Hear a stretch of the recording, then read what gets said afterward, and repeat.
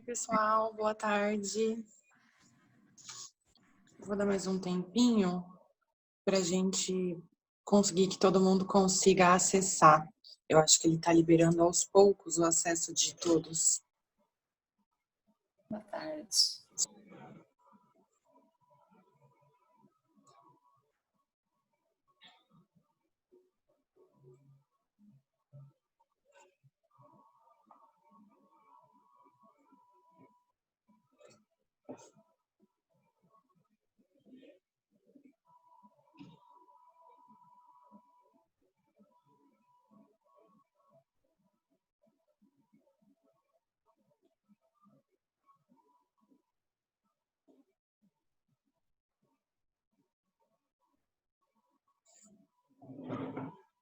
Deixa eu dar uma olhada. Eu tinha visto aqui no nosso grupo que tinham algumas pessoas que não estavam conseguindo acessar.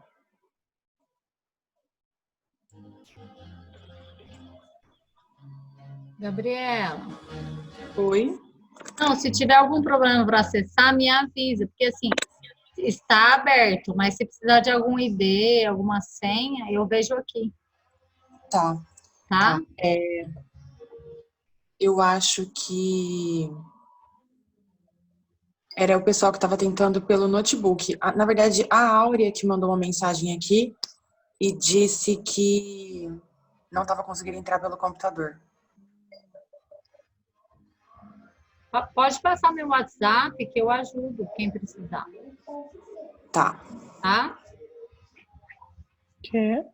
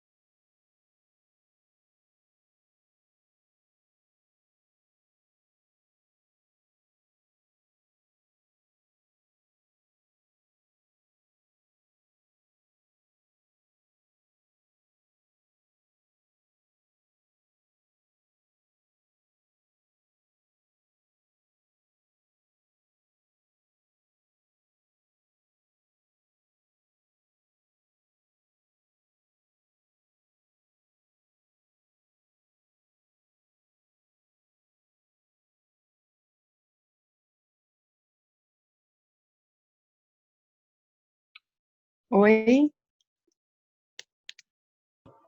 Oi?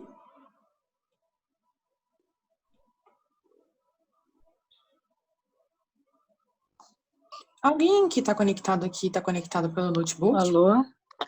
Oi? E Oi, vocês alguém tá me ouvindo? Sim, Eu Rosana. estou, viu, Gabriel? Demorou um pouco para ingressar na reunião, mas ingressou. Ah, entendi. No notebook. Tá. Tá. É, porque a Mônica e a Aura estão dizendo que não conseguiram, mas eu acho que talvez ele demore um pouquinho mais, né, para Está conectar. demorando um pouquinho. É que eu tentei uns 2 minutinhos antes das 16 horas, e aí ficou dizendo para aguardar o anfitrião. Uhum. E aí, a hora que eu entrei, acho que já passavam uns 3, 4 minutos das 16. Então, está demorando um pouquinho, pelo que eu entendi. Tá. Gabi, eu dou aula por essa plataforma, então, às vezes, quando a pessoa não abaixa o aplicativo no computador, às vezes ela não consegue mesmo. Então, se a pessoa tiver, entra normal pelo link. Entendi. Não tem problema nenhum. Às vezes tem que abaixar o aplicativo no computador também. Eu baixei o meu já faz um tempinho.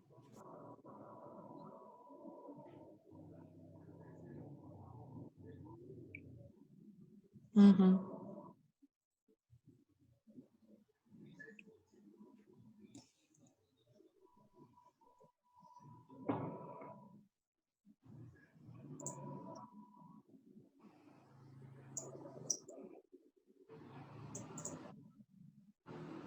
Oi, alguém tá me ouvindo? Sim, Ah, eu também demorei para entrar. Tudo bem, Gabriela? tudo bem. A gente está só dando mais um tempinho para todo mundo conseguir conectar. Tá bom.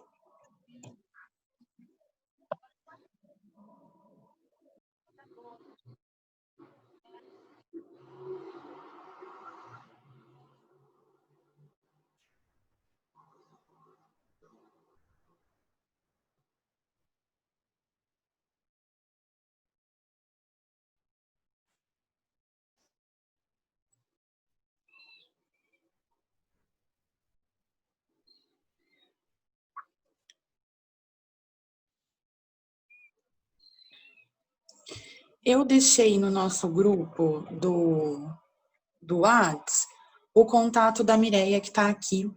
E aí eu pedi para o pessoal que quem tiver dificuldade para dar um alô lá para ela no Whats. Enquanto isso, tem o pessoal que está baixando aqui. Enquanto isso, acho que a gente pode ir começando e vai batendo um papo enquanto o pessoal vai acessando. E aí todo mundo pega o fio da meada daqui a pouco. Mas vou aproveitar, vou começar então. Boa tarde para vocês, espero que vocês estejam todos bem. Nessa nossa segunda experiência, né, aqui pela plataforma. Então, no mesmo mês, né, gente, 2 encontrinhos aqui no mesmo mês. Tô feliz que vocês vieram, tô feliz que deu certo.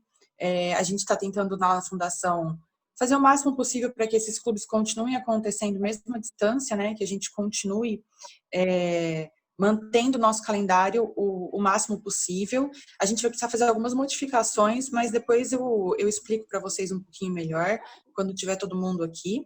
A gente fala sobre os próximos encontros também. Mas, então, para o encontro de hoje, foi um livro que eu, na verdade, nunca na vida esperava que seria uma leitura como essa. Achei muito impressionante. que então o Abril Despedaçado, né? Por fim, a gente conversou um pouquinho lá no nosso grupo de baixar, etc. E aí eu acabei comprando. E eu fiquei tão feliz que eu comprei, porque, gente, que livro sensacional. Fiquei feliz de tê-lo aqui.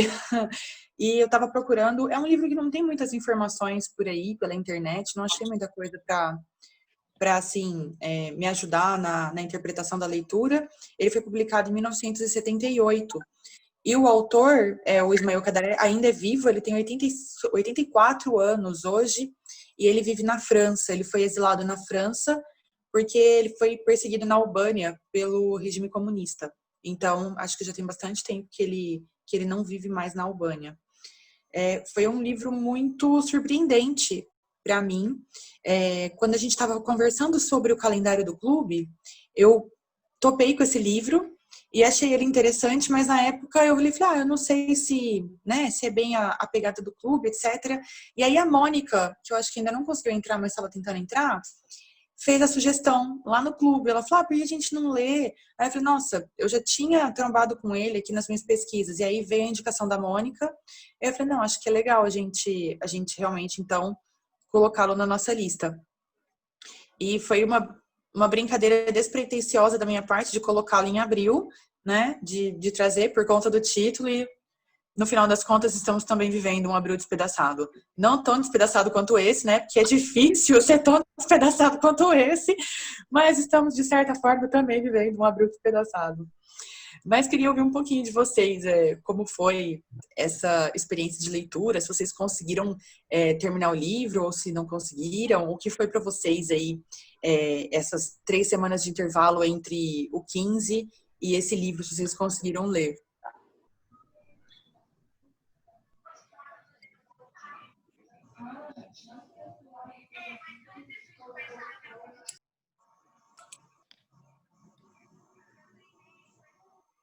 Não fiquem tímidos, gente. Vamos conversar. Eu consegui e realmente esse livro eu não sabia nada sobre a história, eu não tinha a menor noção do que tratava esse livro. E quando eu comecei, eu fiquei realmente impressionado também, porque em vários momentos parece que você está lendo um livro de fantasia.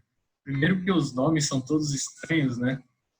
E a paisagem que ele descreve é um arranjo de coisas tão surreal, tão diferente, que parece que você está lendo um livro de fantasia mesmo. Isso eu achei sensacional. O clima que ele consegue criar, como ele evoca essa paisagem do interior montanhoso da Albânia, essa coisa meio bíblica, meio mitológica, assim, eu achei espetacular.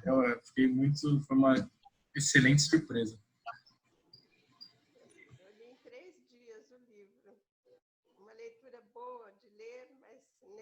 Queria ver o que ia acontecer. Gostei também bastante.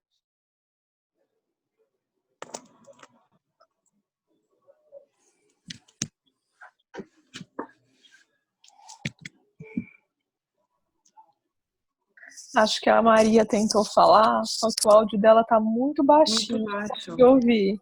Vou tentar. Aumenta o volume do teu celular. Oi?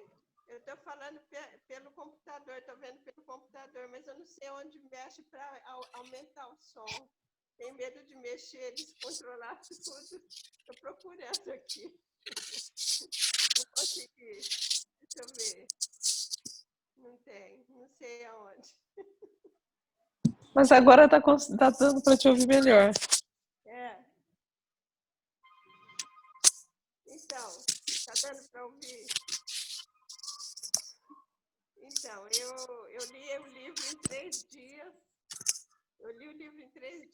Adorei, queria ver o final, então fui, li rapidinho, em 3 dias eu li e gostei muito.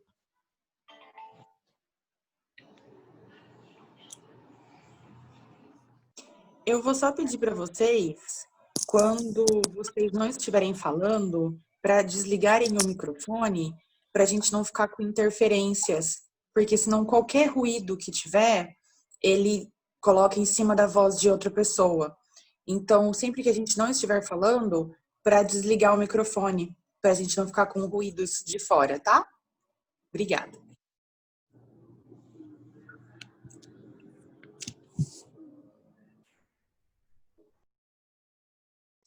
Mas é bastante, eu achei bastante impressionante, assim, eu acho que principalmente pelo inesperado, né?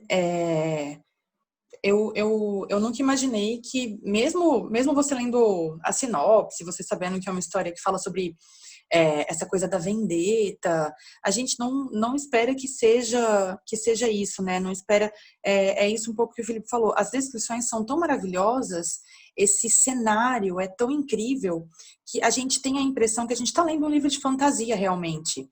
E aí eu fiquei muito surpresa quando ele fala coisas como um avião que passou, ou diploma universitário, e soa tão estranho naquela história, parece que é uma coisa que está invadindo aquele universo, né? Quando ele falou que ele viu um avião passando, eu falei, nossa, parece que um avião está tipo invadindo aquele mundo que é tão descolado da realidade, que é tão individual e tão assim, específico ali com as suas leis, as suas regras. Então eu achei isso incrível, né? Como existe um lugar desse. Esse livro, pelo pouco que eu achei por aí, parece que a ideia dele é se passar por volta de 1930.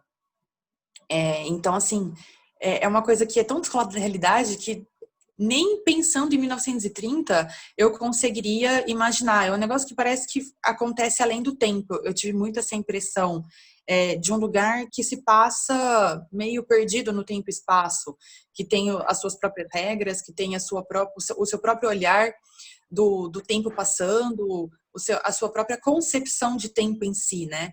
Porque a gente vê que eles não falam muito sobre dias da semana, eles falam sobre estações, sobre os dias serem mais longos, menos longos. Então, assim, é muito sensacional. É uma atmosfera, assim, que fazia tempo que eu não encontrava na literatura, assim, essa coisa tão, tão magnífica, que deixa a gente muito encantada. Eu fiquei muito encantada.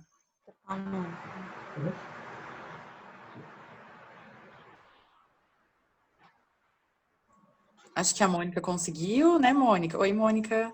Oi, boa tarde, tudo bem? Tudo bem? Acho que todos conseguimos. Acho que eu só não tô vendo a Áurea aqui. Acho que ela foi a única que ainda não conseguiu acessar.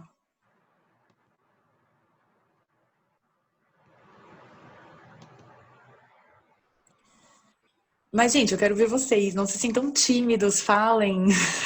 Falem sobre as suas impressões de leitura, como vocês se sentiram, o que vocês acharam. É um livro que é interessante porque, apesar dele falar muito sobre violência, e ser um livro bastante violento em si, ao mesmo tempo é muito bonito, né? E essa coisa das regras, ele mesmo fala ali com o personagem do escritor, né? O Bessian. Então, com essa coisa de romantizar. Então, eu acho interessante esse movimento de romantizar uma coisa tão violenta e tão levada à risca, né? E ao mesmo tempo a gente olha e fala, não, ele tem uma certa razão em alguns aspectos, né? Porque é uma vida que pra gente soa muito, muito estranha, muito bizarra, muito fora do comum, mas para eles é o único jeito de se viver, né? Então é interessante esses dois lados da moeda, né? Não sei. Eu Ele consegui. mostra. Pode falar também. Eu fiquei pensando que havia um interesse, né, econômico por trás desse modo de viver, porque as mortes eram pagas, né? Então, assim, havia um tributo, havia todo um pensamento por trás daquilo que exigia que aquela estupidez no meu modo de ver, o livro me impactou, porque eu fico pensando, gente, que absurdo, parece um modo, assim, extremamente primitivo, né, baseado em vingança mesmo, né, uma vida se paga contra a vida, tem meio sangue, não sei o quê, mas vai lá na frente, vem revelando o interesse econômico subjacente que produz e mantém esse sistema, né? E isso para mim é chocante, fora a história em si, que eu fiquei torcendo o tempo inteiro para o moço conseguir fugir e não morrer, que é triste, né? Então, assim, é chocante. Eu não sei se tem algum dado de realidade nisso, mas é bem chocante a história em si, né? O fundo, né? Essas brigas de família que são pagas, assim, com vidas, né? E que tem um tributo por trás disso. Alguém ganha com isso, né? Chocante. No meu olhar, foi chocante isso. E pelo que eu li, eles tinham conseguido, o regime comunista lá tinha conseguido suprimir um pouco, e quando acabou nos anos 90, isso voltou. Então, pelo que eu estava lendo, tem mais ou menos umas 3.000 famílias ainda na Albânia que estão envolvidas nesse jogo de retribuição e vingança e a vendetta.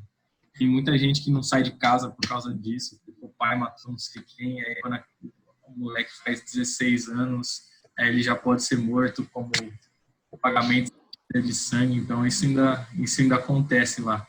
É muito estranho.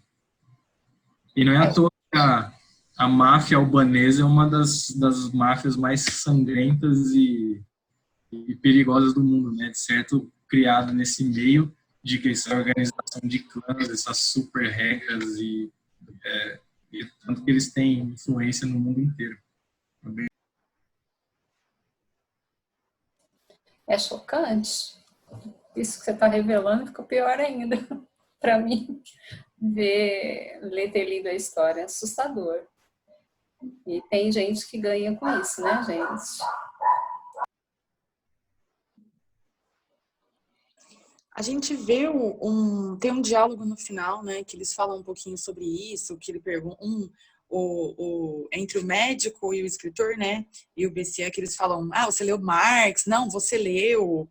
E essa coisa e um pouquinho antes ali, aquela conversa que o príncipe tem, então, com ai, meu Deus, me fugiu o nome dele agora, que é quem recebe o tributo, né, falando que ele vai perder o cargo caso ele não faça alguma coisa para que mais pessoas morram, né? E todo aquele desespero dele falar, nossa, pela primeira vez em muitos séculos, talvez a gente pudesse ter ficado com um dia sem ninguém morrer.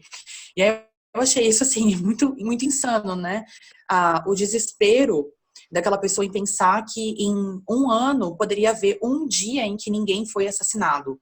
Então, assim, e o olhar deles de que, então, 365 assassinatos não seria uma boa estatística, né? Uma morte por dia não seria bom o suficiente, né?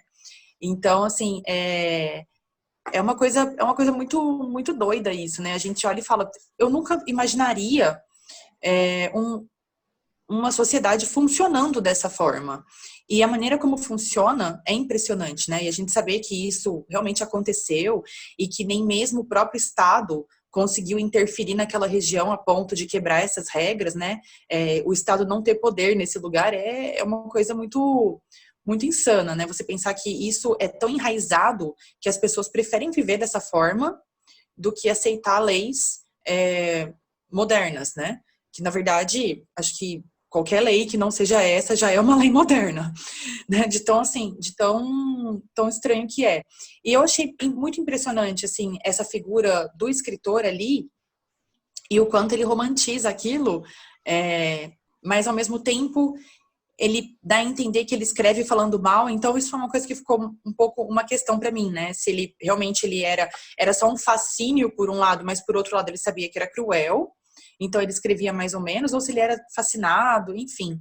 Mas eu achei muito interessante até que ponto a mística da coisa interfere na nossa vida e a gente muda a nossa opinião, né? Porque a partir do momento que interferiu na mulher dele, ele quis sair dali rapidinho, né?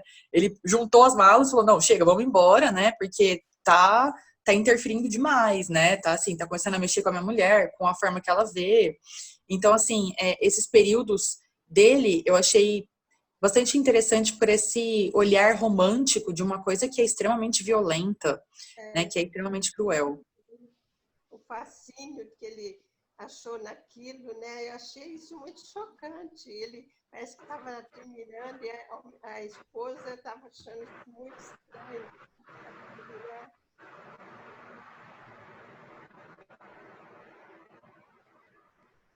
pode continuar.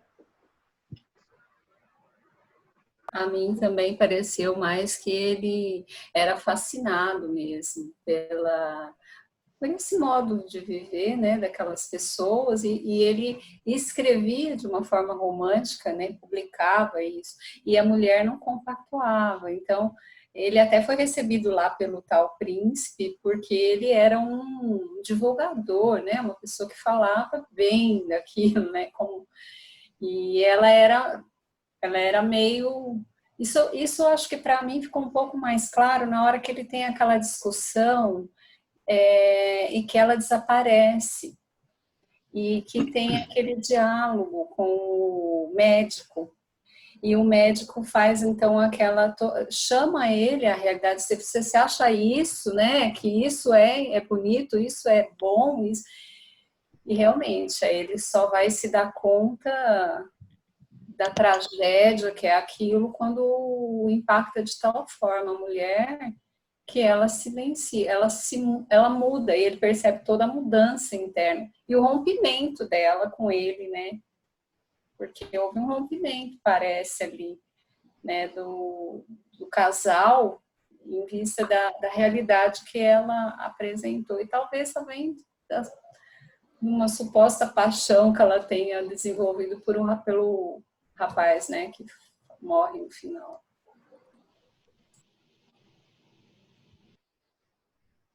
Também.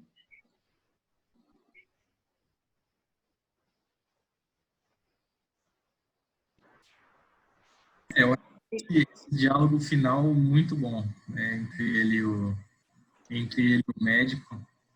E não sei, a impressão que eu tive é que por trás de toda essa romantização, né, que ele faz desse arranjo, dessa coisa monstruosa que é essa máquina de morte que é o Canon, é simplesmente uma completa falta de empatia para aquelas pessoas, assim, um olhar meio de como se ele estivesse indo num zoológico, né, ver assim a distância e sem ter a menor simpatia ou tentar entender de dentro como funciona aquilo e como o autor do livro apresenta o personagem da York, né, não sei se é assim que fala, que parece realmente trágico, né?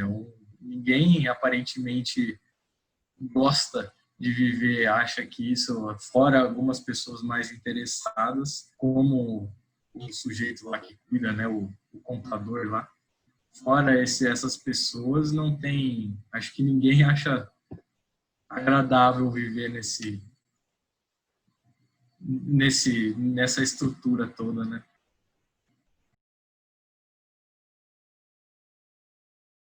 Eu achei uma coisa que eu achei assim muito presente no livro e é bastante interessante, que o próprio escritor, o próprio autor, em alguns momentos ele tenta convencer a gente. Eu tive essa sensação assim de que tudo aquilo é muito poético. Então a gente começa lendo e fica muito chocado. E aí, conforme ele vai acrescentando a paisagem à escrita, aquilo vai ficando um melancólico poético, que aí você vai vendo de dentro do personagem, a percepção dele, e aí, em determinado momento, ele faz o questionamento, né? Será que seria melhor eu viver uma paz tediosa ou viver uma vida curta que me vale a pena? Só que é interessante que, assim, mas que vale a pena em qual sentido, né? E nem ele consegue responder ou explicar isso. E aí, naquele momento, eu tive a impressão de que falei, bom, parece que para eles faz muito sentido, então não é assim, é cruel pra gente que tá vendo de fora. E aí eu achei interessante como o nosso pensamento vai mudando, né? Como ele consegue convencer. Eu acho isso muito incrível quando a gente tem um autor que consegue convencer a gente de uma coisa absurda.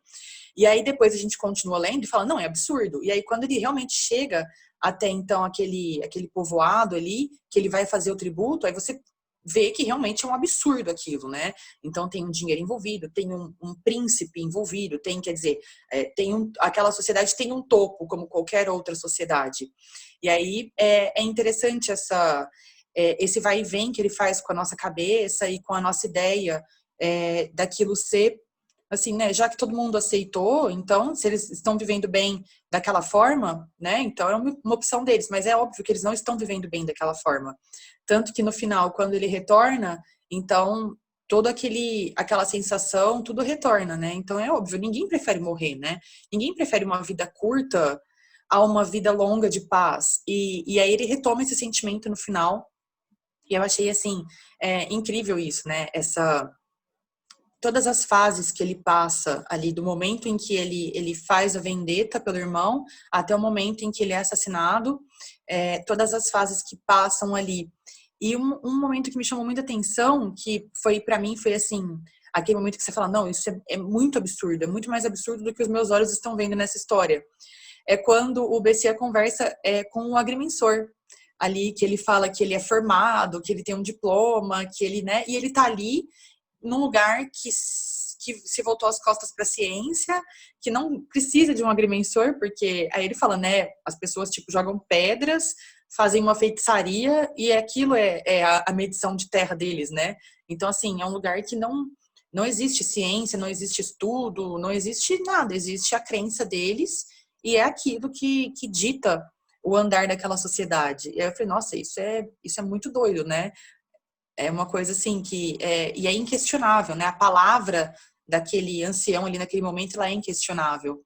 Então, assim, são várias vertentes de uma mesma história ali, né? Esse código no geral, né? Que vai soando mais absurdo a cada página que a gente vai andando a história. Então, só que assim, tem muitas coisas absurdas, mas também tem umas coisas que saltam assim, que você pensa, né? Eles acreditam na palavra, né? Então falou, tá falado. Então eles confiam muito uns nos outros.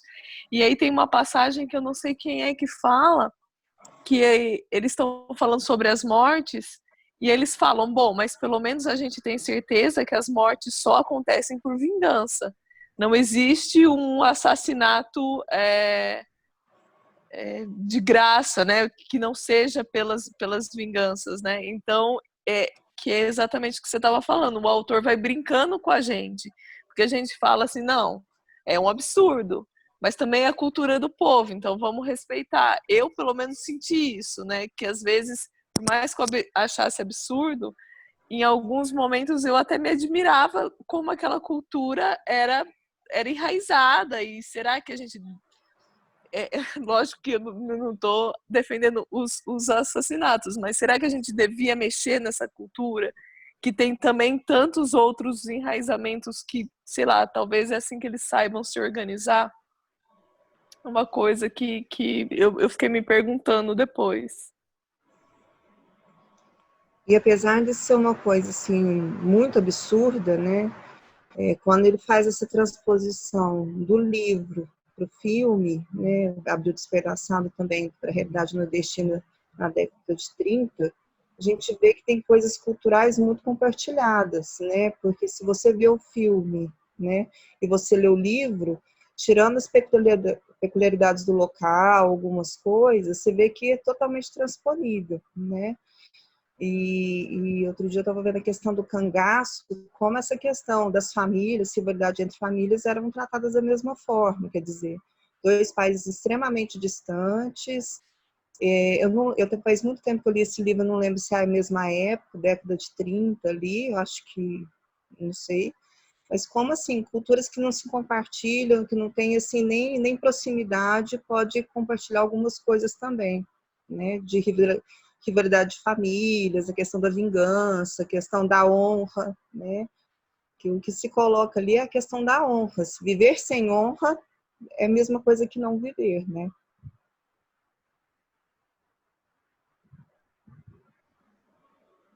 Eu acho que é bem isso mesmo. E o que eu acho, assim, muito interessante nisso é que eu tive o mesmo pensamento diversas vezes igual a Marília. Disso, da gente pensar, é da cultura deles, né? Eles vivem assim, dessa forma, e é difícil pra gente, em alguns momentos, questionar, porque nós não vivemos e não estamos habituados a isso. Mas uma coisa que eu achei muito interessante é o uso das palavras que eles têm, né? E uma coisa que me chamou muita atenção é um determinado momento em que o Bessia está conversando e ele fala a palavra assassinato. E aí, acho que é o estalajadeiro que está conversando com ele, se eu não me engano, e ele fala que não é assassinato, a palavra é Jark, eu não sei como é que se pronuncia. Mas, então, assim, que é diferente de um assassinato. E aí, em diversos momentos aqui nessa edição da Companhia das Letras, tem os asteriscos que vão falando sobre as palavras. E é interessante que eles suavizam tudo, né? Então, assim, não é exatamente uma vingança, porque ele não usa a palavra vingança em nenhum momento, né? Ele substitui por vendetta, que parece que é uma coisa mais ancestral. A vingança, ela parece ser mais imediatista, né? A gente faz e acaba e tudo mais. A vendetta, eu tive a impressão de que é uma coisa que fica como se ficasse marcada naquela família, que é o que ele fala mesmo, né? Que a família carrega o resto da vida aquilo e etc. Ele tem que honrar aquela vendetta. Então, assim, eu achei incrível esse pensamento dele do uso das palavras e a forma como ele substitui palavras corriqueiras por palavras específicas que não querem dizer exatamente a mesma coisa. Então, assim, não é um assassinato, né? Não é pura e simples uma morte por assassinato. Então, é uma morte parece que é com significado, é uma morte específica, que ela parece que ela não entra na categoria de um assassinato. Então eu achei isso muito interessante, assim, na forma que ele narra, porque parece que um assassinato é uma coisa até nesse universo vulgar, vamos dizer assim, né? Como se fosse uma coisa mesquinha, uma coisa vulgar que, como Marília disse, não acontece, assim, né? Uma pessoa não é roubada e assassinada, como no nosso mundo acontece. E aí ele fala, acho que de um caso, né? De um assassinato fora do cânon deles, que é uma moça que ela é assassinada e ela tá grávida, e aí vem a dívida de sangue ou não vem a dívida de sangue porque ela estava grávida, e é o único caso. Então, assim, é uma coisa muito interessante, porque realmente, em um olhar, em uma sociedade extremamente violenta, a violência extrema é controlada, né? Então é uma coisa assim esquisita, né? Esse é meio 880 as coisas, né? Ele fala isso em um momento, né? Que ou é tudo na paz, né? Que é a beça, então eles têm a beça, têm a paz e acabou, ou continua naquela vendetta anos a fio sem nem saber mais a origem dela.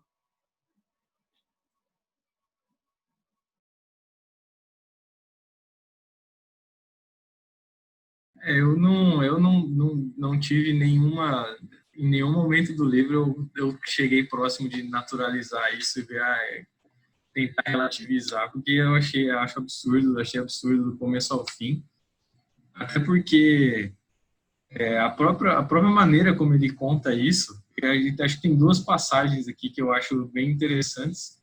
Quando o Georg está chegando em Orochi, que ele vê pela primeira vez, né, que é onde seria o templo sagrado, né, o grande bastião do cânon.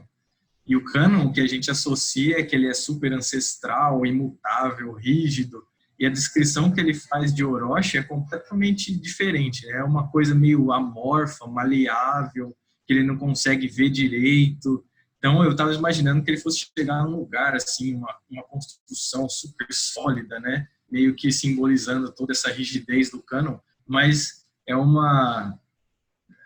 ele descreve de uma maneira como se fosse uma coisa meio difusa, que ninguém sabe muito bem o que é. Você tem essas autoridades, o povo segue sem saber exatamente por que está seguindo. Então, eu achei interessante esse contraste, né, com a rigidez do suposto do cânon e a descrição física do lugar que é para ser o grande centro. E a outra passagem, ela mais para o final, que para mim é o que revela bem essa questão de que essas pessoas não escolhem viver com esse código absurdo. Elas são pegas no meio do caminho e nenhuma delas tem opção. Que ele começa o dia 17 de abril, ele começa assim: amanhã do dia 17 de abril encontrou o Georg na Estrada Grande.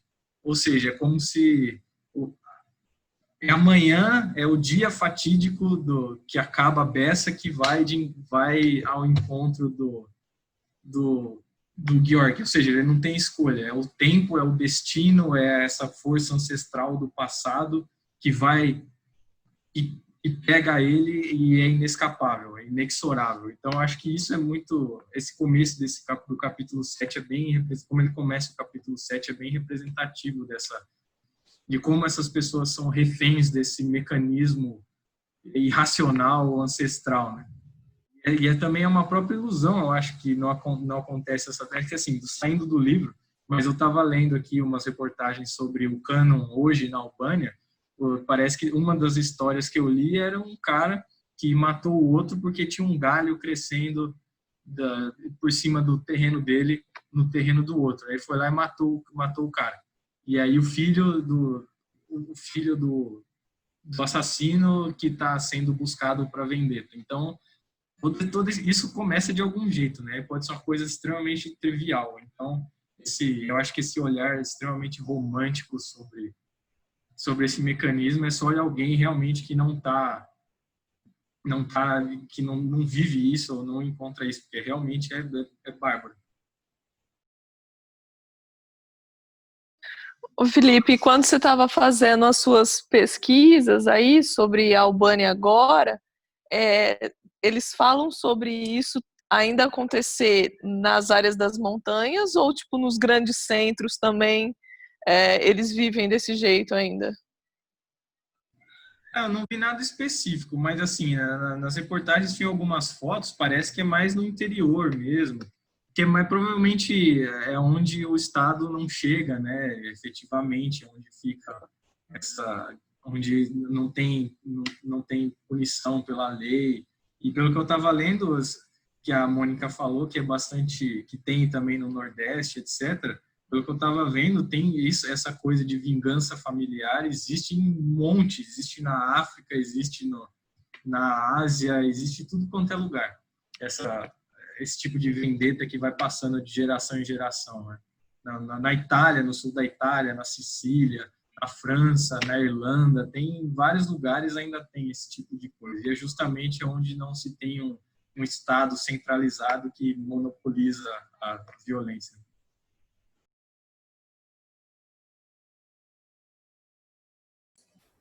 Porque a ideia da civilização é você ter um Estado que cuida desses desvios, né? E que é o titular da vingança, que não é vingança, seria a forma de restabelecer através de punição e blá, blá, blá, como é organizado o Estado civilizado, né? Agora, eles se mantêm nessa época de pré-civilizatória. Mas o que me assustou foi, assim, que dava uma ideia, no início me passava a impressão que era um grupo de pessoas que tinha ali um código que eles seguiam, mas de repente aparece um príncipe. Então, existe um Estado, entre aspas, existe alguém por trás, existe um interesse ali que organiza essa manutenção dessa situação, né, pré-civilizatória, porque é tão brutal para mim, eu não consigo também achar isso normal, assim, para mim é brutal, é fora da civilização, né? E só que existe um interesse econômico atrás, né, de manter isso aí. É chocante para mim. O livro foi assustador.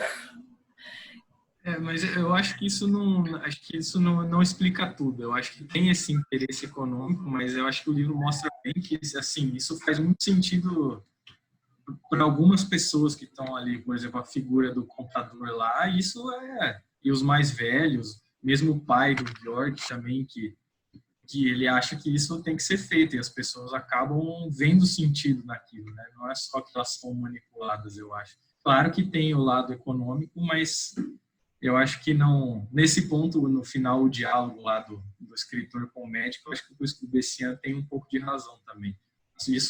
A impressão que eu tive é que é como se as pessoas tivessem feito um grande jogo com as suas próprias regras, essa palavra comparação esdrúxula, né?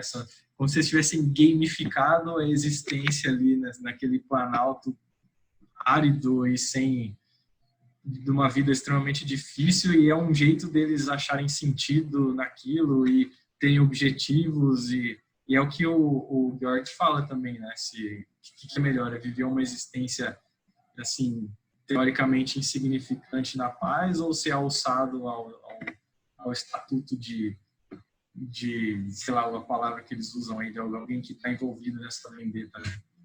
A coisa bem complicada. A coisa chocante. Pode falar. Pode falar, Maria. Uma coisa chocante que eu achei, a noiva, ela tem que levar uma espingarda, uma arma, faz parte do enxoval, porque se ela fizer alguma coisa contrária ao que o marido quer, o marido tem o direito de matar ela, não é isso? Machismo, coisa horrível, horrível. É horrível mesmo. E é horrível pensar como a família do George entrou nisso, porque nem era da família dele, né? Era um amigo, um visitante que passa a noite. Então, assim, o quanto essas regras, sendo elas de manipulação ou não, o quanto elas estão impregnadas na mente deles. Porque eles entraram na vendetta por causa de um cara que passou a noite na casa deles. Não, que absurdo. Eu anotei uma frase: a casa do albanês é de Deus e do amigo. Aí, então, se o amigo está na casa, como? Que coisa absurda. Coisa absurda isso. Pode falar. E existe um conselho, né, um grupo de pessoas que podem decidir se aquilo é o caso para uma vendetta ou não, né? É onde eu fico pensando mais ainda, quer dizer, existe. É claro que não é tão simples assim, porque é um complexo, né? As pessoas se envolvem mesmo nessas regras ancestrais, mas existe um fomento delas, existe um grupo que fomenta elas, é um grupo que lidera e que vai atrás, e que tanto que o cobrador lá, né, ele sai para achar um modo de fomentar mais as mortes, né, porque está sendo muito... tem diminuído, o ministério dele está perdendo, enfim. Então, as pessoas são envolvidas naquela. E quando há uma dúvida, então tem um grupo de pessoas com autoridade suficiente para ir lá e discernir quem é que tem razão, se aquilo é motivo para matar ou se não é motivo para matar. Que é assustador, né?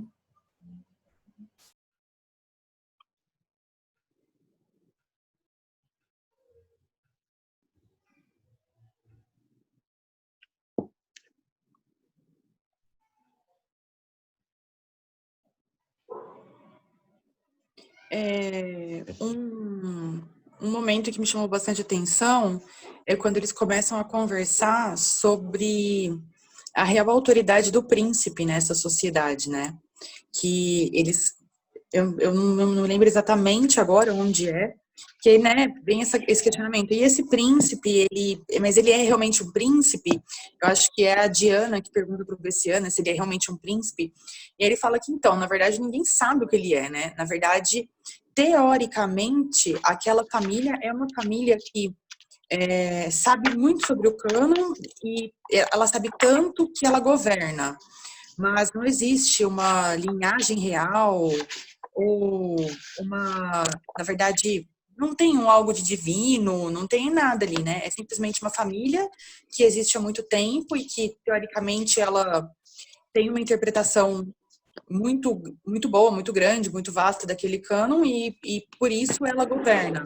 Então, assim, é tudo muito, muito obscuro, né? É tudo muito superficial e a gente não tem ali nenhum momento que você fala, não, é por isso, é por aquilo. E eu acho interessante, da mesma forma que o Felipe falou, que, por um lado, é um código absurdamente rígido e que tem regras específicas para quase tudo relacionado à morte e relacionado a, né, ali uma rotina de vida, vamos dizer assim. Só que a cidade que governa é uma cidade esquisita, o próprio governo que cobra os impostos ali é também bastante estranho. Então, assim, é uma coisa interessante de se ver, né? Que por um momento é muito rígido, mas por outro tem essa coisa esquisita de não saber quem governa, por que governa, e por que é aquela cidade, não é outra cidade. É muito... Eu acho que chega muito perto da corrupção também, e aí fica muito interessante da gente pensar sobre algo tão rígido, mas que ao mesmo tempo é mais ou menos ali, né? Mas eu acho também que tem muito disso de, talvez, as pessoas mais velhas ali, o feitor do sangue, que eles falam, né? Estou procurando aqui a palavra, qual que era? O feitor do sangue ali, que é uma pessoa mais velha, que ele tem aquilo, é como se fosse, eu enxerguei muito como se fosse quase uma religião para eles, né? É como se fosse uma extensão da religião que está ali, né, no dia a dia dele tão enraizado e tão profundo que aquilo toma outras proporções para algumas pessoas. Isso é bastante interessante também.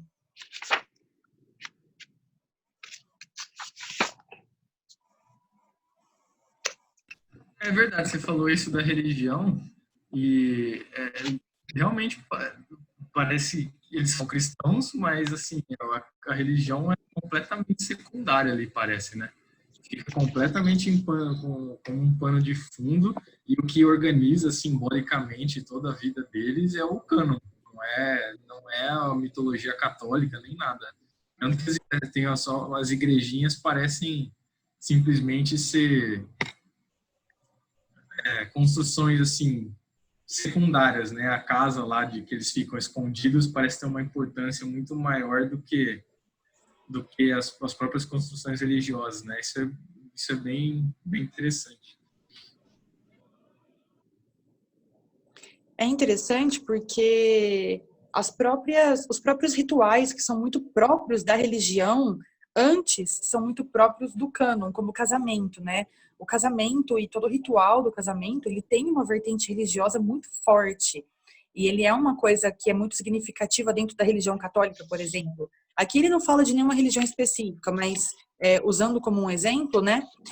E aí aqui não, aqui ele tem toda uma celebração que é muito específica deles, muito específica do cânon ali, que tem inclusive, né, o tradicional presente da família, que é um cartucho de bala. Então, assim, são umas coisas muito absurdas, né? É uma coisa muito louca. E isso de não importa o que esteja acontecendo naquela família. Se um casamento for marcado, a família tem que honrar com aquela data do casamento. Então, ele fala 2 vezes isso, né? Que se tiver um corpo numa família, não importa, né? O corpo sai por uma porta e a noiva entra pela outra. Então, assim, e a noiva pode estar morrendo, ela vai ser carregada até ali, porque eles têm que honrar com aquele laço de casamento, que, pelo que ele fala aqui, né, ele não dá muitos detalhes, mas são casamentos arranjados, inclusive, né? Porque ele fala que o Gork ali, ele não conhece a noiva, né? Que a noiva acaba morrendo antes e etc. Então, assim, casamentos arranjados. Então, é uma coisa muito doida isso, né? Que alguns rituais religiosos se transformam antes em rituais do próprio código deles ali. Eu senti muito a religião como algo que fica um elemento apaziguador, né? Porque o padre não se envolve em vendetta, o território da religião ali, o território da igreja ali é um território de besta, né? Então é um território onde não pode acontecer nenhuma violência. Então, assim, fica mais como locais pacíficos ali no meio daquela maluquice toda. E assim, bem isso, né? Bem uma coisa, um meio termo ali para mesmo ter, parece que são locais de respiro, né? Mas que o cânon ainda está acima. E o ritual fúnebre? O que você achou? Que o assassino tem que ir lá comer com a família. Nossa, são as regras assim, né? É muito, nossa, muito doido, né? Isso, de você pensar que ele tem que estar presente no velório, ele tem que estar presente ali no cortejo, ele tem que estar presente no jantar, é muito bizarro. E é interessante que ele questiona o pai, né? Por que que ele tem que ir? Por que que eu tenho que estar lá? Por que que eu tenho que ir? E aí o pai responde simplesmente com você tem que ir, né? Tipo, não existe uma justificativa, não existe aquela questão da honra que também está, junto com o cânon, está acima de tudo e de todos, né? A honra é uma coisa é a máxima deles, né? Tem um trecho aqui, eu acho que é um trecho bem no finzinho, que ele até fala que você pode viver uma vida de paz ou uma vida de honra, né? E que isso é o que está acima de tudo e de todos. Mas esse ritual e eu fiquei assim muito chocada com a frieza, né? Que é necessária. Imagina, um rapaz de 26 anos que acabou de cometer um crime que vai mudar a vida dele, o pouco de vida que ele ainda tem, que ele sabe que ele tem para sempre, e em meio a tudo isso, ele ainda tem que estar presente no velório do homem que ele matou, tem que comer com a família que ele acabou de, né, assassinar um parente. Então, assim, é tudo muito insano pra gente, né? Ler isso é muito insano. Eu falei, nossa, gente, isso parece fantasia mesmo, parece um capítulo de Game of Thrones, sabe? É um negócio muito, muito doido, tudo isso. Eu E acho tem a que camisa também, né? Que a camisa tá amarelando, porque é um morto que tá querendo a vingança, tá demorando. Sangue pendurado eu lá no acho que eu acho que esses rituais aí é uma maneira de, assim, de tentar remover a pessoalidade, né? Porque eles, teoricamente, eles estão fazendo isso em nome de algo maior, que não é simplesmente uma vingança pessoal, né? Então, acho que, sei lá, a família recebeu o assassino para jantar é uma maneira de ritualizar essa, como se ele estivesse agindo só em nome de um dever, assim, não é nada pessoal, é só em nome da honra, então a gente não vai misturar as coisas, né? Me parece que é isso, porque não faz o menor sentido.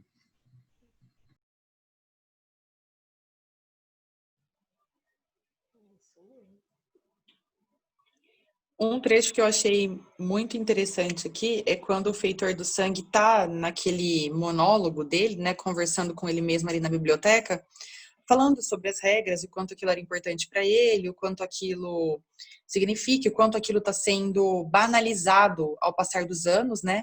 Que ele fala que o número de vendetas vem caindo e que as vendetas antigas eram vendetas que duravam, né? Que eram vendetas duráveis, que as famílias tinham aquilo como uma honra de mantê-las. E as vendetas novas, apesar de serem mais mortíferas e mais vivas, elas eram apaziguadas mais facilmente. Então, os mais novos já tinham um pensamento de paz ali, enquanto os mais velhos ainda tinham aquele enraizado de continuar a vendetta. Mas o que eu achei mais incrível foi ele questionando e se as mulheres também fizessem parte daquilo? Né? E aí ele fica proibindo aquele pensamento, né? Não, eu não posso pensar que tipo as mulheres poderiam estar envolvidas em vendetas, né? Porque é a mulher servil, é a mulher que cuida da casa, que dorme em andares separados. É sensacional quando ele fala dos andares, que ele fala que no andar dos homens as conversas são pontuais, que elas não têm meio termo, elas não abrem espaço para dúvidas ou para incertezas, e que no andar das mulheres os mexericos são permitidos, né? Então, assim, fantástico. Esse olhar da mulher que é incerta, que, né, a conversa deixa dúvidas, que nunca tem certeza, e o homem é super racional e pontual. E aí, isso dele pensar, né, tipo, nossa, e se as mulheres também pudessem, né, participar das vendetas? Eu achei incrível, achei, assim, sensacional esse questionamento dele e o tanto que ele fica se policiando para não pensar sobre isso. Porque as mulheres não podem participar das vendetas, né? Então, tipo, é um pensamento que não se pode nem ter. Então, assim, essa briga dele entre dar algum direito para a mulher, mas ao mesmo tempo não permitir nenhum direito, é quase cômico, né? Foi uma passagem ali que eu achei muito legal. Mas ele pensa isso na hora que ele está imaginando modos de continuar rendendo, né? Quem sabe se inclui mais gente nessa história. É um jeito de manter, né? Quem sabe se a gente colocar mulheres, as vendetas continuam dando lucro. É um absurdo sem fim, assim. Eu achei muito interessante o olhar dele sobre a Diana também, né? Quando ele fala que ela tem alguma coisa que faz as regras do cânon meio que se dissolverem, porque, pelo que eu entendi, porque ela é questionadora. Então, eu achei incrível esse olhar, né? De quando todas essas regras, todas essas, né? Tudo isso que eles precisam fazer é questionado, a coisa fica um pouco... já não é mais tão certa, ela não é mais tão sólida, né? Fica uma coisa meio que começa a aparecer as brechas, começa a aparecer os buracos, e aí eu achei muito interessante, assim, isso dele, que ela, não só com os próprios questionamentos, mas só com a postura questionadora, ela já dissolveu algumas coisas ali, né, que ele ficou que foi o suficiente para perturbar, né? Ele já ficou perturbado só com aquela postura de uma mulher questionando, então, o porquê daquilo, aquelas regras. Ela tem uns momentos de questionar que eu achei muito legais. Mas eu não lembro, ela chega a questionar perto desse cara? Porque, pelo que eu entendi, ele só fica puto com ela porque ela tem alguma coisa que incomoda ele e ele não sabe o que é. Não, eu lembro da passagem que eles estão no jantar, enquanto o príncipe fica falando, ela faz meio que uma cara de deboche, né? Então ela vê, o contador vê nos olhos dela que ela não concorda com aquilo, né? Não compactua com aquilo. Então eu acho que só o fato de alguém questionar uma lei incomoda muito ele, porque faz, talvez, né, lá no íntimo dele pensar, será que o que a gente está fazendo é certo ou não é certo, enfim, né? Então, mas na verdade ela não mostra ela questionando, mostra ele falando dos olhos dela, né, da expressão dela diante do que o príncipe está falando. Ela vai questionar um pouquinho antes, né? Ela questiona quando eles estão naquela medição de terras, que ela começa a conversar ali com o especialista em conflitos, e aí ela começa a conversar com ele e ela faz algumas questões, né? Ela pergunta, mas se alguém tivesse morrido? Mas e se tal coisa tivesse acontecido? Mas e se fosse assim, não fosse de tal jeito? Mas e o terreno do meio que sobra? Então ela faz esses questionamentos antes, e aí eu entendi da mesma forma que a Marília. Depois ele dá a entender que a própria postura dela ali foi uma coisa que foi uma afronta, vamos dizer assim. Eu entendi dessa forma.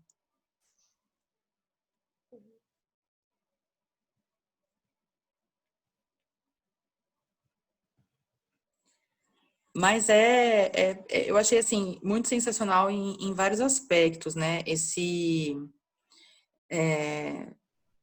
clima todo que ele coloca e as descrições do próprio lugar é uma coisa que é muito descolado da nossa realidade, principalmente para nós aqui, que não temos uma paisagem nem próxima disso, né? Então eu fiquei muito com isso, assim, que é tão diferente pra gente que tudo é muito diferente, né? A paisagem, o clima, e aí junto com isso vem esse modo de viver que é completamente bizarro, e aí uma coisa que me veio logo no começo e depois com a relação que a Diana estabelece com o Bjork, essa coisa de um encantamento bizarro que surge, né, apesar de tudo isso. Porque ele fala no começo que ele, a princípio, quando o irmão morreu, ele se sentiu péssimo, porque ele sabia que a vendetta cairia sobre ele, que ele teria que vingar a família então. Mas aí, assim que essa vendetta caiu sobre ele fala que as mulheres começaram a olhar ele de uma outra forma, que os amigos passaram a olhar ele de uma outra forma, então vem o respeito. Que aí ele fala que é o respeito da mesma palavra, né, do Bjark, que é o atirador. Tem um outro nome também que ele dá aqui para ele, né, que ele fala que é a flor da família, né, que o atirador é a flor da família. E o que eu achei interessante é que ele não fala só isso, ele fala que o atirador, ele é a flor da família, ele é a memória da família. E eu achei isso muito interessante, que aquele que é escolhido para atirar, ele é a memória da família. Ele fala, porque todos os outros são esquecidos, a família é esquecida, mas o atirador não é esquecido. E é uma coisa, assim, para mim, me soa muito controverso, porque quando a gente pensa em memória, a gente pensa em coisas que perduram. E justamente o atirador é o que vai morrer mais cedo, né? Então, assim, é uma ideia interessante, né? Ao mesmo tempo que é uma vida curta, é ele que vai, então, cravar naquele ponto uma história da família ali, né? Naquele ponto morreu tal pessoa porque matou tal pessoa. E aí essa figura é muito interessante, né? A figura do atirador, porque é isso, ele sustenta o nome da família, a honra da família, a história da família, e por conta disso, e acho que também por conta do simples fato de ser uma coisa da adrenalina, né, da sina que aquela pessoa tem que cumprir, conquista o respeito, conquista o amor das mulheres, e então, assim, é muito doido isso, né? Essa paixão que a Diana, de repente, tem ali, essa coisa meio química, meio, né, absurda que ela tem por um homem que, de repente, ela vê ali numa situação que ele devia estar em fiasco ali, né? Pálido, acabado, deprimido. E aí, a aura de perigo, a aura de tudo nele, traz, então, isso para essa mulher que fica encantada com tudo que ele representa. Porque ele ali, naquele momento, eu acho que ele representa tudo, né? Ele representa o ambiente, ele representa as regras, ele representa a morte. E, então, assim, eu achei essa figura do atirador da família é uma coisa, é bonito, né, da gente pensar em tudo que significa, mas ao mesmo tempo é absurdamente cruel e fora de tudo, né? Então, assim, é um livro que mexe com a gente em vários aspectos. É porque a partir do momento que ele vira o matador, ele se torna quase uma figura mitológica, né? Ele é o matador agora. Então começa a criar em cima dele um fascínio, né? E no caso da Diana, ela estava ali escutando o marido, contando história. E quando ela vê uma figura que está passando por aquilo, eu acho que é quase uma personificação das histórias que ela vinha escutando. E eu acho outro ponto interessante, o quanto eles estão atrasados assim no tempo, né? Que a passagem, a hora que eles falam que é possível energia hidráulica, então as pessoas falam, você tá louco? O que fazer energia por causa da água? Tem uma outra passagem que ele fala assim, que as moças da cidade beijam, né? Então, assim, além de tudo, o quanto eles estão ali no mundo à parte. Por isso que eu fiz a pergunta para o Felipe se é uma coisa do interior, das montanhas, ou às vezes acabou se espalhando. Porque dá a entender que eles estão no mundo à parte. Até para o pessoal da cidade é um absurdo, né?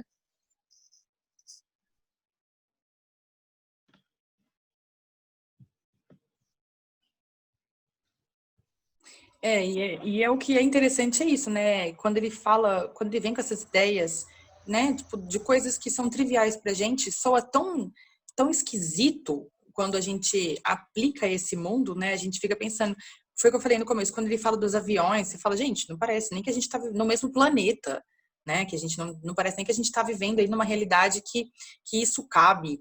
É uma coisa muito esquisita esse universo que ele consegue descrever. É tão descolado de tudo que soa irreal, soa artificial pensar em coisas normais e triviais dentro dessa sociedade, dentro desse contexto, né? Você falou isso da memória das famílias. Parece realmente uma sociedade completamente obcecada com o tempo e a passagem do tempo e a permanência, porque fala das lápides também, né? Que quando o cara morre, eles põem ali e fica até o fim dos tempos.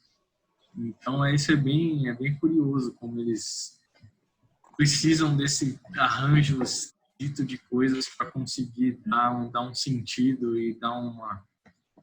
Por isso que é muito interessante, que inclusive mais do que a religião, né? Eles não são perpetuados, assim, eles não veem sentido, parece, numa, sei lá, um pós-vida, ou um encontro com o divino e etc. Os caras veem assim o sentido e como se fosse a eternidade, né, nesse confronto com a morte, fazendo parte dessa roda incessante de vendetta, né? Isso é muito, muito interessante.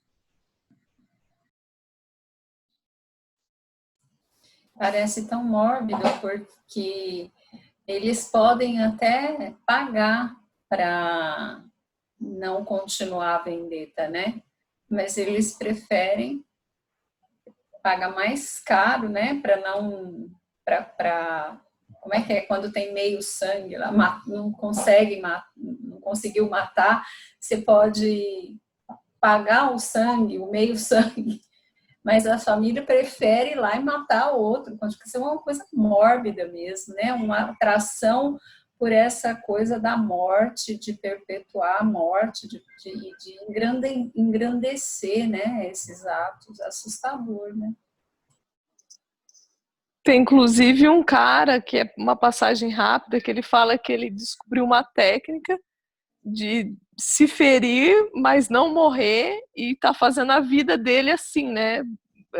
Ganhando dinheiro com os ferimentos, que é uma coisa. Você vê aquilo, você fala, não é possível.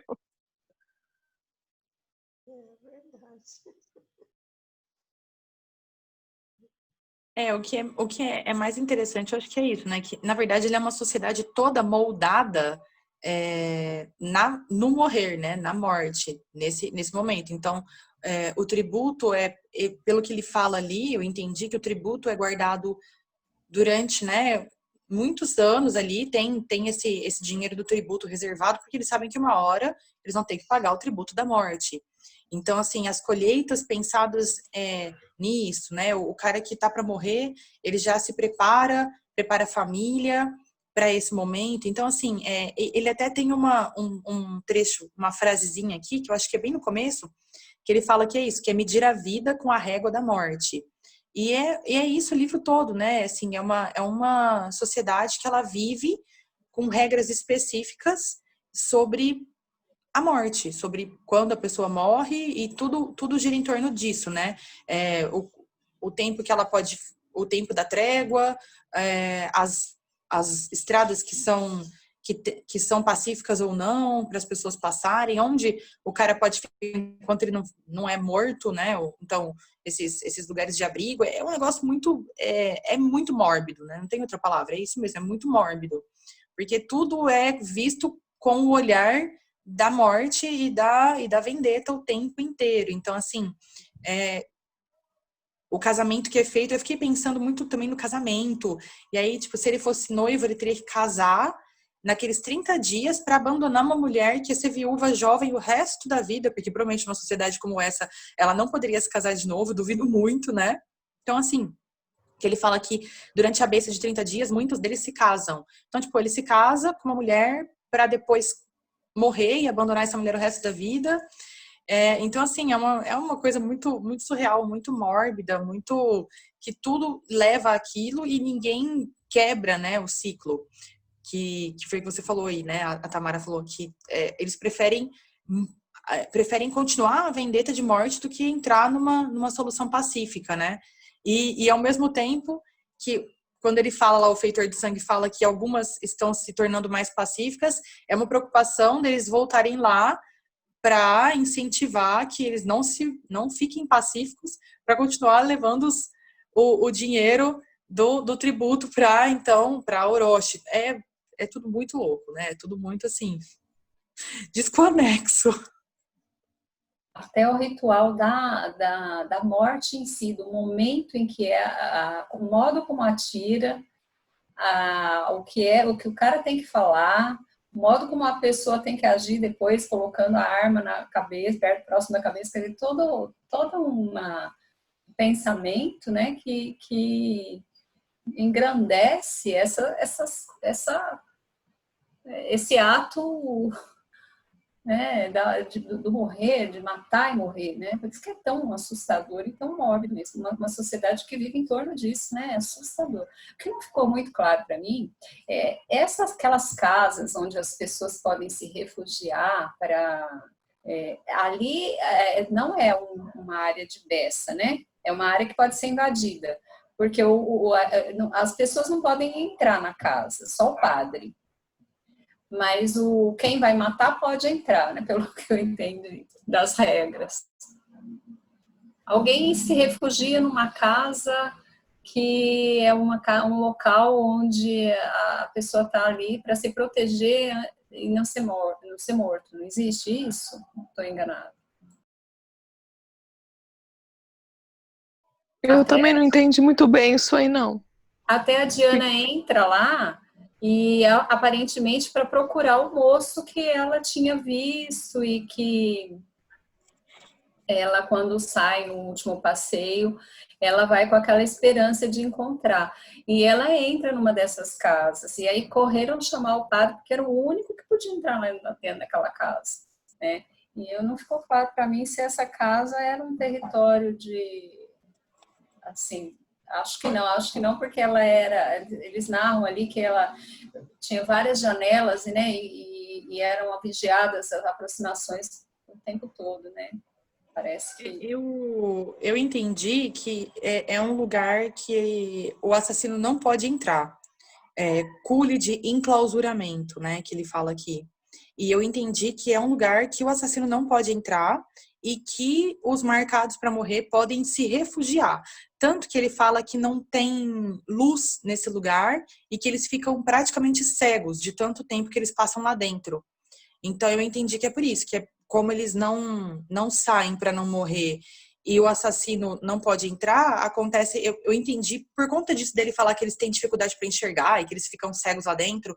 Aí eu interpretei que o assassino não pode entrar, porque senão eles não passariam tanto tempo lá, né? O assassino entraria, mataria e acabaria por aí.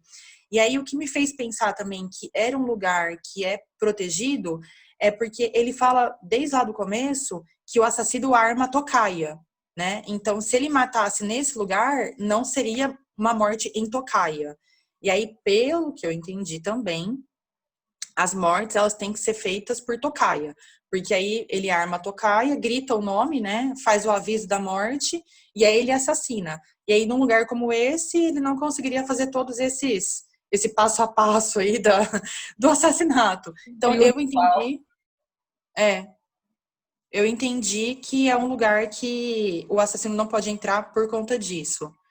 E eu fiquei também um pouco chocada com isso, né? Que eu fiquei imaginando quanto tempo essas pessoas ficam nesse lugar que depois eles não conseguem nem enxergar na luz do dia. Então, assim, imagina o lugar, né? Que aí ele fala que tem as janelas, que eles podem vigiar da estrada, se tem alguém se aproximando. Esse, para mim, foi um lugar, assim, quase que... Ai, daqueles, assim, que tira até o ar, né? Que a gente fica... de passar mal mesmo.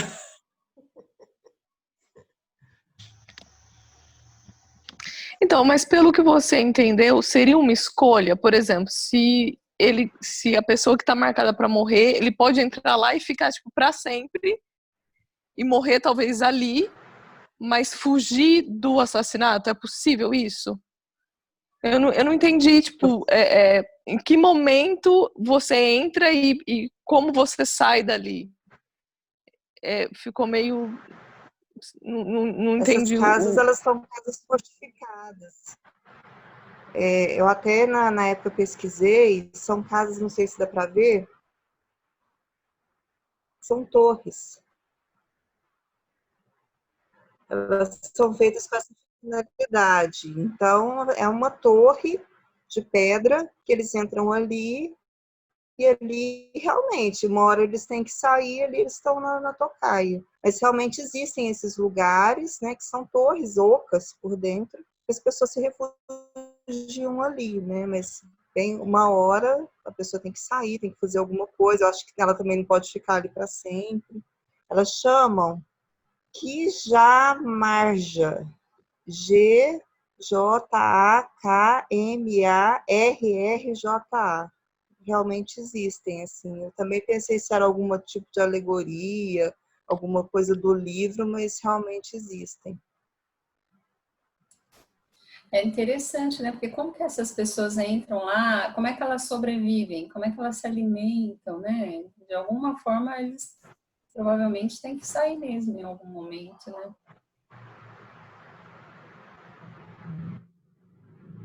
E o que eu entendi é que, assim, por mais que eles estejam isolados, que eles vão para lá, eles têm, as famílias precisam em alguns momentos deles, né? Precisam para, que nem aquele que aparece na estrada, que ele fala que ele tem que vender o boi para a família, que só ele pode fazer aquilo. Então, assim, eu acho que eles acabam tendo que sair em algum momento, porque a família demanda também, né? Porque que nem no caso do Georg lá, ele é o único, é o pai, o filho e a mãe ali, pelo que a gente entende, né? Então, talvez aquela família poderia demandar dele em algum momento se ele estivesse vivo.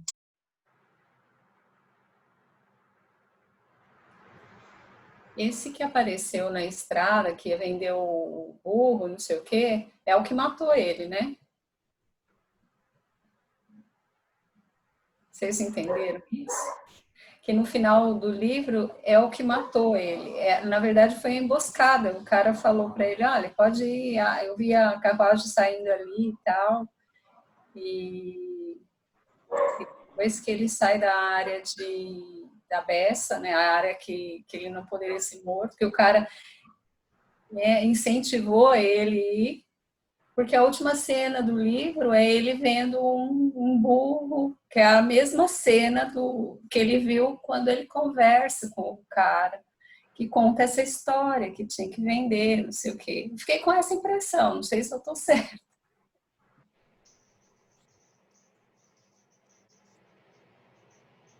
Então, não tinha entendido muito bem também, mas essa passagem que ele descreve o boi lá sem dono, assim, me pareceu isso também, que não ficou claro se foi uma outra pessoa ou se foi esse cara mesmo que matou ele. Parece que sim, né?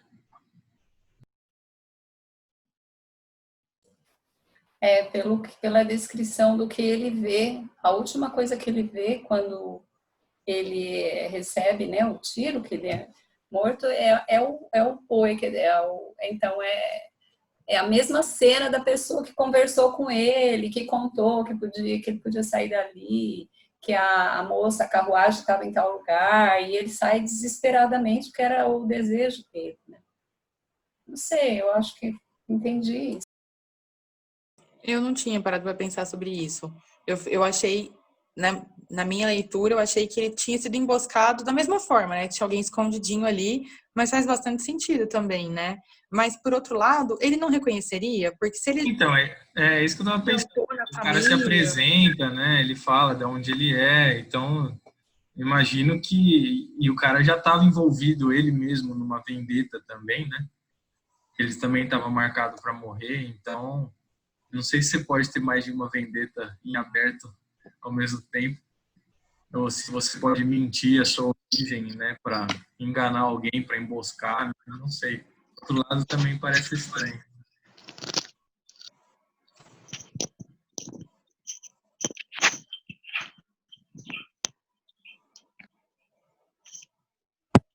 Eu acho que fica um pouco em aberto.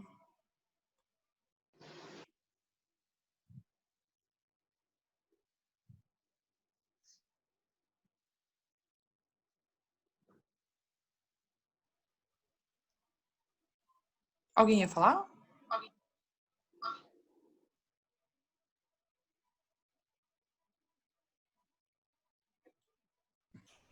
Parece que eu estava ouvindo alguém falar aí, mas parou.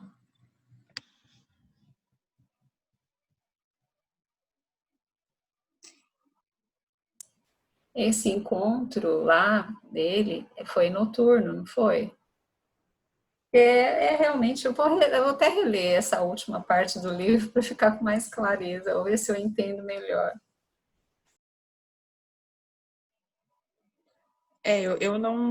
Também não peguei. Eu acho que merece uma releitura, dar uma olhadinha melhor, porque agora eu fiquei em dúvida também. Eu não saberia dizer se seria ele ou se não seria.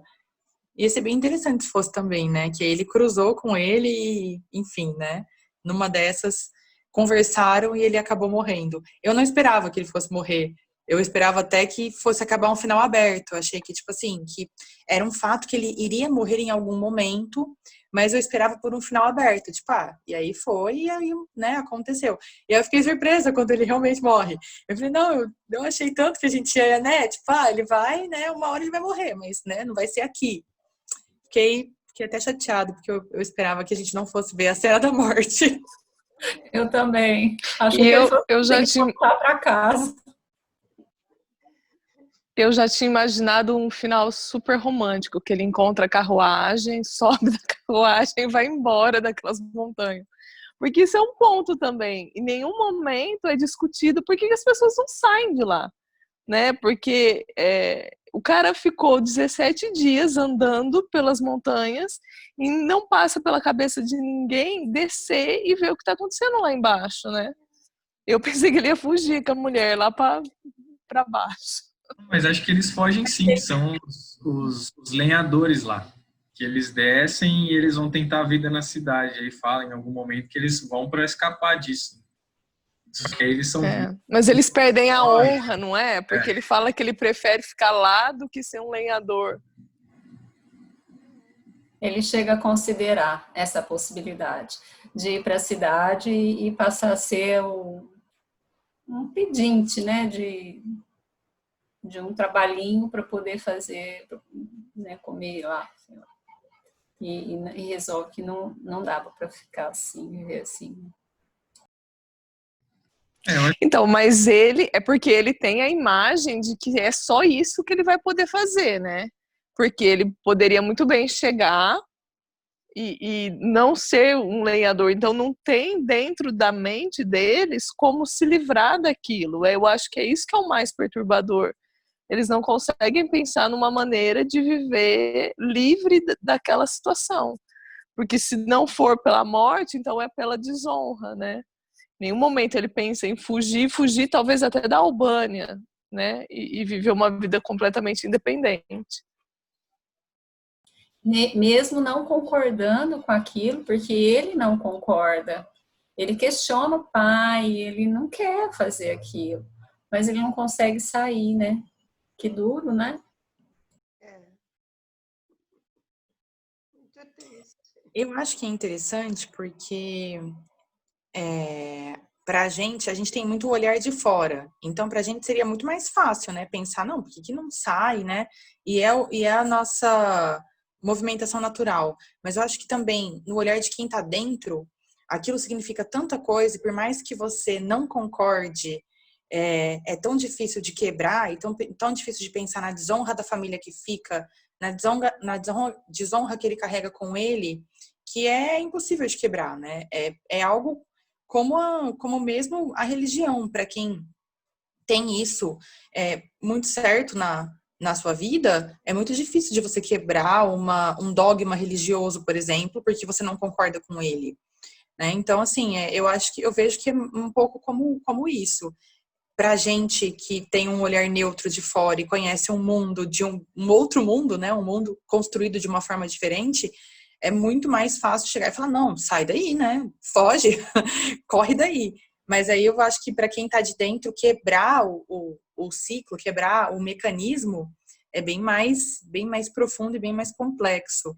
Mas ainda assim, pra gente, continua aquele instinto natural de falar, eu fugiria, né? Eu não ficaria, eu não teria nem matado, para começo de conversa, né? Eu não teria nem assassinado, já tinha fugido antes, que era para não ter nem que matar. Por isso que eu acho que o livro não poderia terminar de outra maneira, porque ele termina exatamente como ele começou, né? Que é justamente esse ciclo irracional, e até bonito que ele fala, né? Que quem matou ele? Fui eu, com as minhas próprias mãos no dia 17 de março, que é essa coisa interminável que não leva a lugar nenhum, né? Não combinaria ele escapar, né? Porque a gente passa o livro todo. Por mais que eu quisesse que ele escapasse, mas a gente passa o livro todo escutando regras absurdas e aí, né, condiz com a realidade deles, ele realmente ter morrido. Levando para uma reflexão assim mais existencialista de como todos nós funcionamos, né? Já que é fácil a gente romper nossas próprias crenças, né? Eu acho que tem um fundo de indagação aí, né, nesse sentido.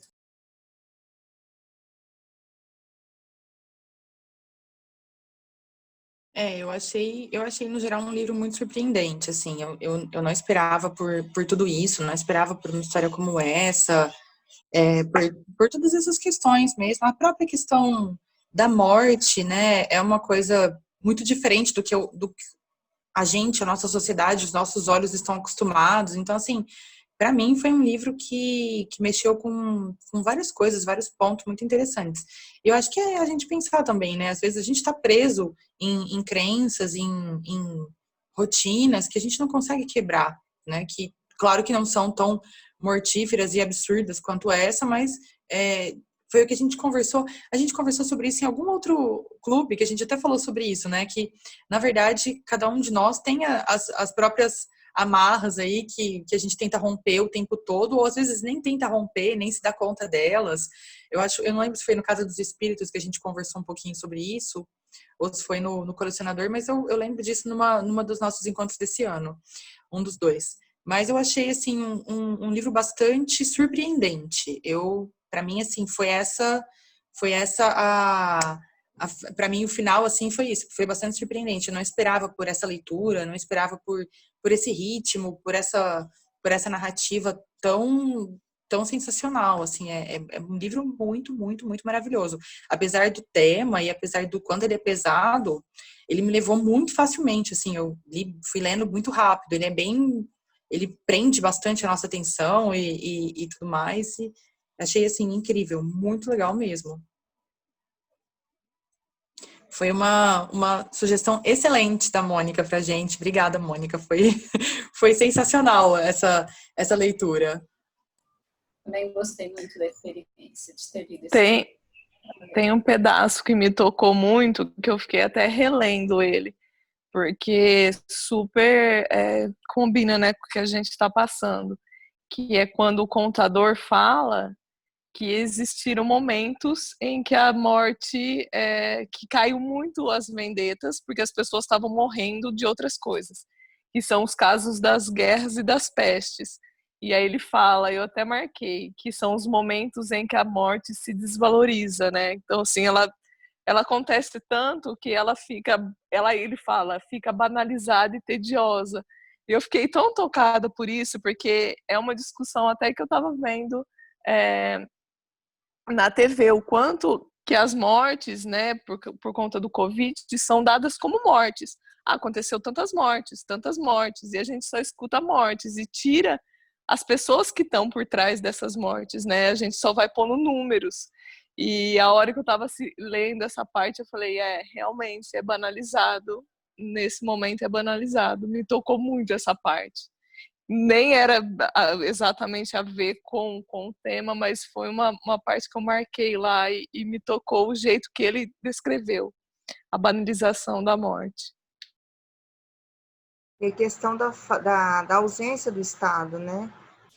Eu estava vendo, tem um estudioso da área lá da Albânia mesmo, ele fala que isso já tinha sido ficado no passado e que voltou com o colapso do bloco soviético. Então, assim, acho que as pessoas começaram a ficar tão desacreditadas do próprio poder judiciário, né? Ele cita isso, as pessoas não acreditavam mais na justiça institucionalizada, elas reviveram uma justiça ancestral, né, anterior, que antes a mão do Estado era muito forte, muito repressiva. Quando essa mão do Estado ela caiu, né, não existia mais, voltou toda essa questão das vendetas, a questão das rixas de família, né, que o Estado enterrou de uma maneira, não foi resolvida, ela só foi suprimida.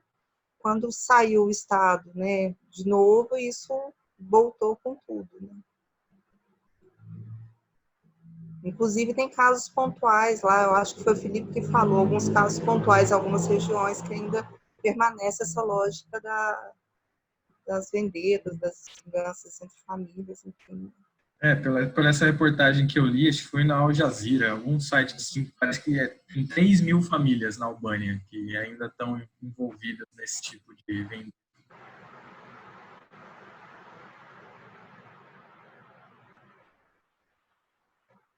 E parece que não chega a ser nem famílias inimigas, né? São questões a serem resolvidas. São negócios a serem resolvidos, praticamente, né? Não vem bem de uma hostilidade, de uma inimizade. Não, são questões a serem resolvidas e é isso.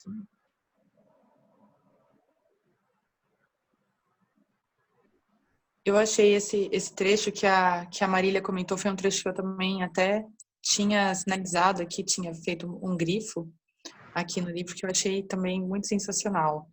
Como essas coisas voltam, né? Às vezes eu tenho a impressão que a literatura persegue a gente em alguns aspectos, né? Porque não, né, nada a ver, um livro que a gente escolheu, assim, totalmente, como eu disse no começo do clube, despretensioso, e aí, de repente, aparece um trecho como esse e fala, nossa, gente, a literatura parece que persegue algumas coisas mesmo, né? De repente, cai na nossa mão, cai na nossa leitura. Incrível, assim, muito sensacional isso. Mas, no geral, eu achei assim, que a gente poderia ficar aqui horas. É um livro que tem muitos aspectos, tem muitas facetas. Fiquei muito impressionada.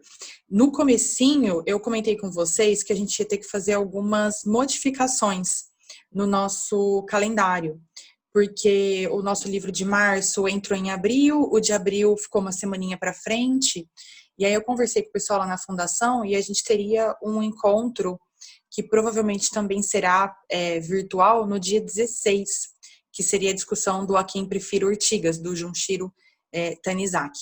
Junichiro Tanizaki.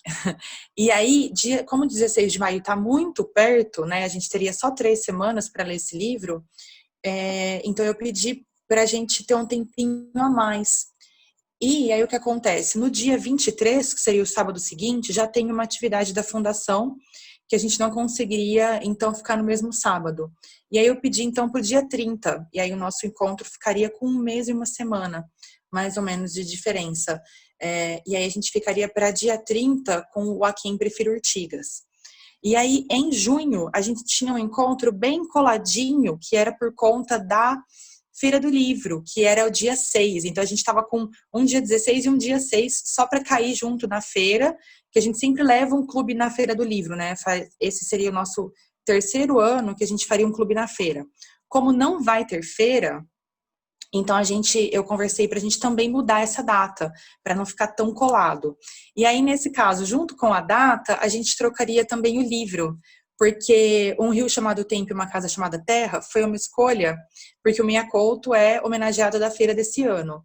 E como a feira foi para setembro, então eu conversei com o pessoal de fazer essa troca e levar o livro do autor homenageado também para setembro, para a gente acompanhar a feira. E aí a gente trocaria e em junho a gente leria o livro de setembro, que é Metamorfose do Kafka. Ficou mais um livrinho pesado aí para esse semestre. Eu fiquei chateada de trocar, porque eu falei, nossa, vai ficar um livrinho um pouco pesado, mas faz muito mais sentido a gente ler o Mia Couto junto com a Feira do Livro. E aí, por uma coincidência muito boa, que eu falei, nossa, pelo menos isso, né? Ficou muito bom. O sábado que a gente já tem, que era o 19 de setembro, permanece, porque vai ser bem na semana da feira. Então, a gente ganhou um sábado exatamente na Feira do Livro, para falar, então, sobre Mia Couto lá em setembro. E aí a gente ficaria, então, 30 de maio com A Quem Prefiro Ortigas, esse permanece o livro, e depois a gente ficaria em 20 de junho com Metamorfose do Kafka. E aí queria saber, acho que tudo bem, né? Queria ver com vocês as datas, mas, assim, tá com tempo, né? Eu acho que a gente consegue manejar aí esses livros para agora. Tudo bem por vocês? Sim. Eu acho que é isso, gente. Eu dei uma cortadinha aqui no nosso assunto, porque, infelizmente, a gente também tem um tempo específico de videoconferência aqui. E, na verdade, a gente já ultrapassou um pouquinho. Mas estava tão gostoso que, né, nenhum problema de forma alguma. Mas eu acho que é isso. E então a gente fica para dia 30 de maio. Eu acredito, como eu disse, que ainda a gente fique online e na esperança de que isso melhore, que isso passe o mais rápido possível. Espero que vocês tenham gostado e a gente vai conversando também lá pelo grupo do WhatsApp, vai trocando ideias. Gabriela, esse livro A Quem Prefiro Ortigas tem em PDF? Eu acredito que sim. Eu vou até procurar e eu já coloco lá no nosso grupo ainda hoje. Por favor. Eu hoje não falei porque eu não tinha lido. Tá. Mas agora eu vou tentar ler para o próximo encontro, que eu gostei muito. É a primeira vez que eu estou participando. Eu gostei demais, tá bom? Saudade de vocês. Um beijo. Saudades, Rosana. Obrigada, viu? Eu vou deixar os links para vocês. Eu já pego agora mesmo e já deixo lá no grupo os links do Eu acho próximo. que esse é um que não tem. Não tem? Eu acho que Eu vou dar uma olhadinha. não tem PDF, se eu não me engano. Tá. Eu vou dar uma olhadinha e eu já aviso vocês. Ok. Gente, muito obrigada pela presença, pelo bate-papo. É muito bom ver vocês, mesmo que virtualmente. A gente fica morrendo de saudade, né, do clube, de tudo mais. Mas eu tô feliz que a gente está continuando, que a gente está conseguindo dessa forma. Muito obrigada e eu espero que vocês tenham um bom fim de semana, que as famílias estejam bem, que todos estejam bem. Você também. Obrigada. Obrigada igualmente. Obrigada, gente. Beijos Um a beijo. todos. Tchau, tchau. Tchau. Tchau, tchau.